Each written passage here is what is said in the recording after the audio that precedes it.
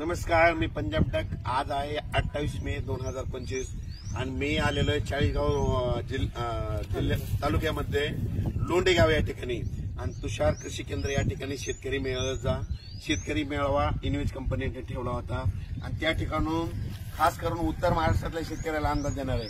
उत्तर महाराष्ट्रातल्या शेतकऱ्याला सांगू इच्छितो कारण की मी उत्तर महाराष्ट्रामध्ये म्हणून सांगतो की तुमच्या उत्तर महाराष्ट्रामध्ये आता आज 28, 29, 30 आणखी 3 दिवस पाऊस पडणार आहे। त्याच्यानंतर 31 मे पासून ते 5 जून पर्यंत हवामान कोरडं राहणार आहे, सूर्यदर्शन होणार आहे, म्हणून हा अंदाज लक्षात येतो। माझी तुम्हाला विनंती, तुम्ही काय करा, 31 मे ते 5 जून पर्यंत तुम्ही शेतीचे काम आटपून घ्या, कापसाची लागवडी करायच्या करून घ्या।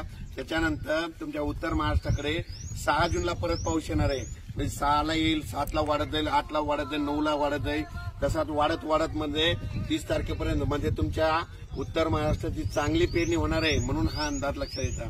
पण आता राज्यातल्या सर्व शेतकऱ्याला सांगू इच्छितो, हा अंदाज म्हणजे चाळीसगाव तालुक्यातून लोंढेगाव या ठिकाणी देत आहे।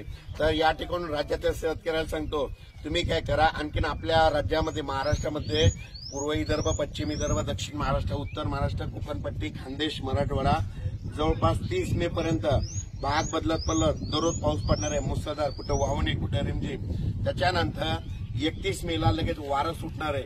31 मे पासून ते 5 जून 6 जून पर्यंत ऊन पडणार आहे, सूर्यदर्शन करणार आहे, म्हणून हा अंदाज लक्षात येतो। माझी सगळ्याला विनंती, जमिनीमध्ये 1 फूट ओल आहे, जर पेरणी करायला काही हरकत नाही।